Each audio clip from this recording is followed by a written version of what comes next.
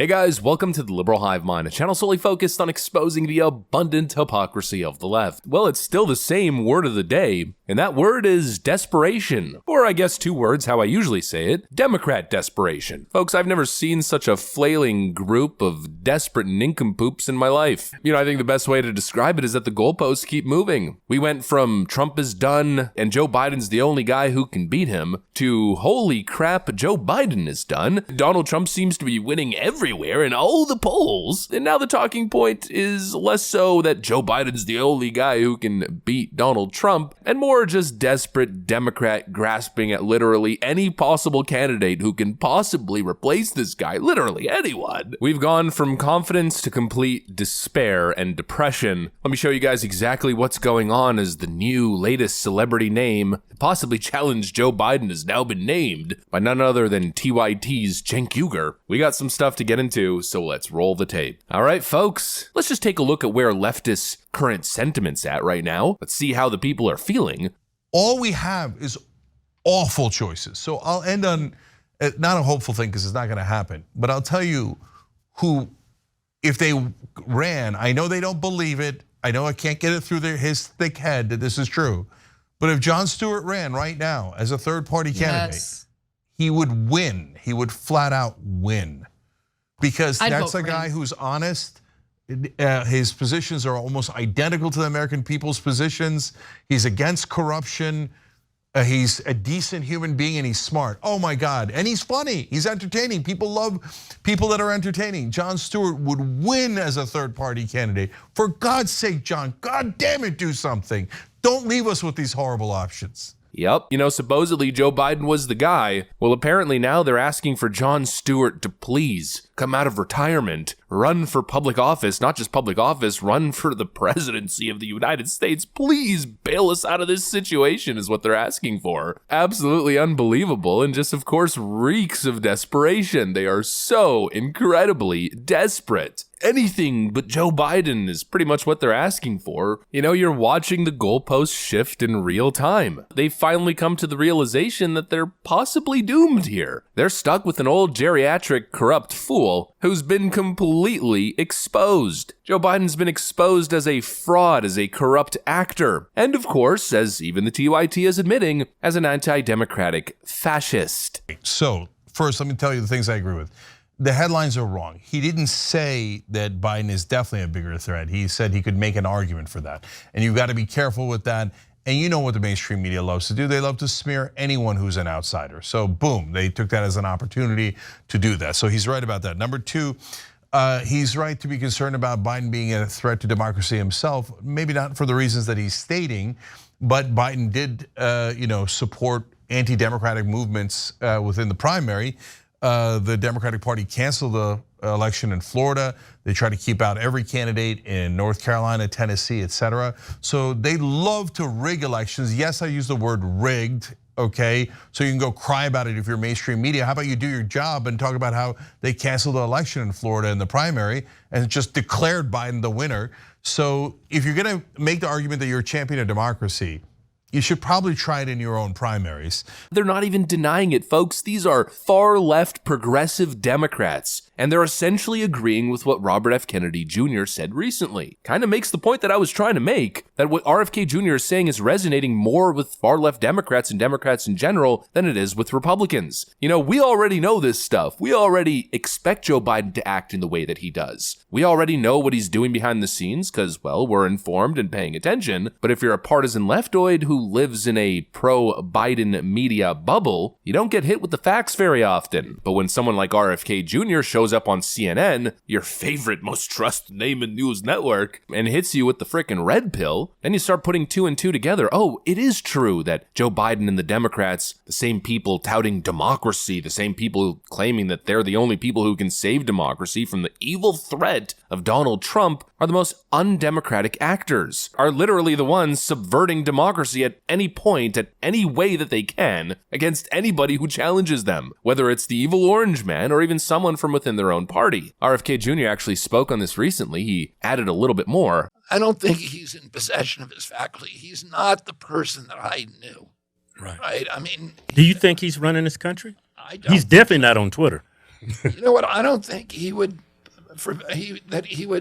deny me Secret Service protection. Right. Yeah. It's just like he was a decent person, and a decent person wouldn't do that. So you think he's not mentally fit for office? I think, my son Connor says the government's being run by anonymous men in lanyards. A bunch of guys who, Right. who got their feet on the desk and saying, "Guess what? I'm president," and nobody knows it. I think the Republicans know it. Democrat voters don't know it. Everybody knows it but them. Yeah. I want to change gears. Jake Sullivan and Avril Haines and Victoria Nuland, who now I think 2 days ago announced her retirement. But I think those are the people who are calling the shots, and then DNC people we don't even know about. Yeah. Sounds like our democracy is dead. Yeah, well, very close to it. I think when we go vote, it's just because it's theater.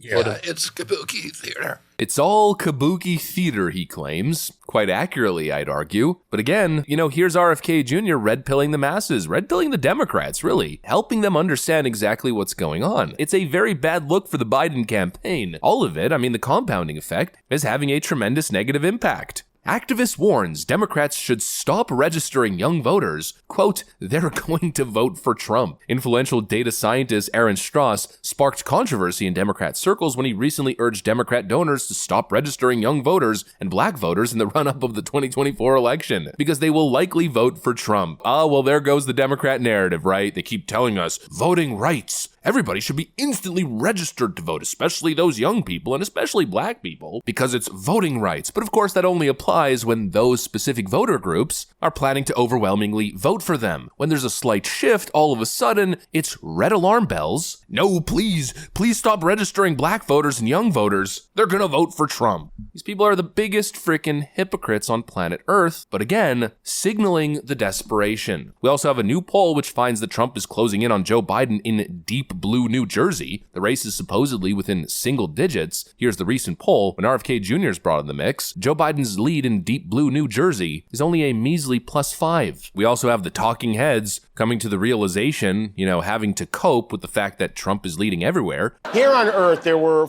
presidential primaries in 4 states yesterday. Biden and Trump won the ball, but somehow the ghost of Nikki Haley continues to plague Trump like an undigested chalupa. Haley got 13% of the Republican vote in New York.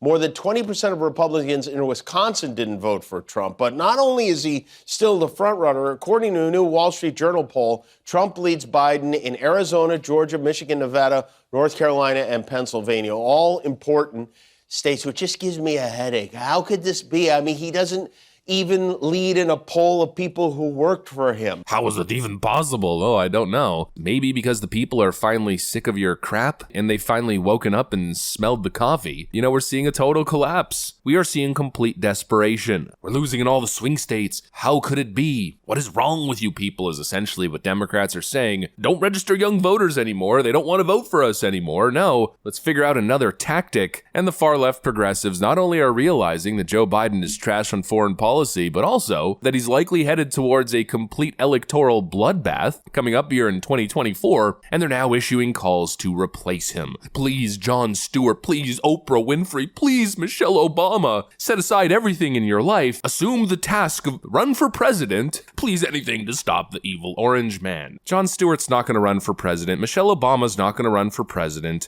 and even if they did, I doubt that it'd change anything. Jon Stewart's qualifications are what exactly? He's the funny politics guy on TV, who also recently got exposed as a huge friggin' liar and grifter on the Trump property case. He's just gonna magically waltz in at the last second, overcome all the grassroots efforts that we've seen from the Biden campaign, the Trump campaign, and the Kennedy campaign, and just come in and win this thing as an independent at the last second. Yeah, I think Democrats are reaching peak delusion mode. I think they've completely lost it. I think they're desperate. I think they're flailing. But what it really is, what's really going on here is the Democrats are simply sleeping in the bed that they made for themselves. They made this bed, and yes, it's all jagged and falling apart. It's uncomfortable. Some may even say it's hazardous, but you made it, and when you make your bed, you're forced to sleep in it. There's no last-minute Hail Mary or guardian angel that's going to come and bail you out of this one. Joe Biden's your guy. Joe Biden is crashing, and it just is what it is. Another copium Democrat narrative bites the dust. Clearly, there was no Biden surge here. No, that narrative has been thoroughly dispelled at this point. Every single advantage that he supposedly has exists only in the minds of the most radical of leftists. Even the supposed Biden fundraising advantage already is no more. I mean, supposedly Donald Trump was broke and no one was giving his campaign money. In late March, the Democrats were celebrating how Team Biden-Harris raised $26 million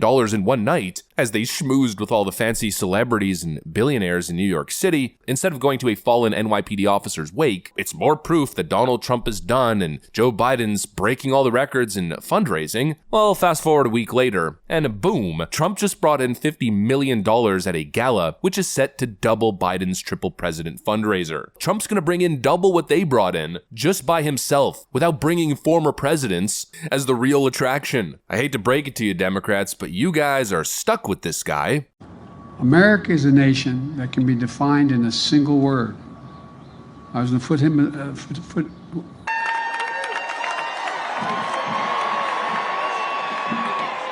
You made your bed, now it's time for bed. I'll tuck you guys in, just make sure to block your ears and close your eyes in the horrifying event that Donald Trump wins again. I guess the meme really coming to life. We are going to make our country great again. Anyways, that's pretty much what I got for you guys. Hopefully you enjoyed it. If you did, make sure to leave a like and possibly subscribe. Thanks for watching, and I'll see you on the next one.